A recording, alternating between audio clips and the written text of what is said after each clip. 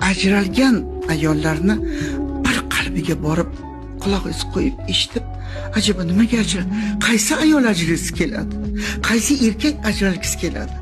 Qaysi ota-ona mas'ul jarayonda bolalarini ikki tomonga qarashini ko'rganda yuragim otilib ketadi. Bola bunga qaraydi, onasiga qaraydi, otasiga qaraydi, onasiga qaraydi, o'rta yo'lda qolib ketadi. Oqibatda bilasizmi nima bo'ladi? Jaholat yo'lini tanlaydi o'sha bola. Shuning uchun oila bugun hayot mashaqqatidan o'tadigan katta ko'prik. Shu ko'prikdan tayyormi? Oila qursin.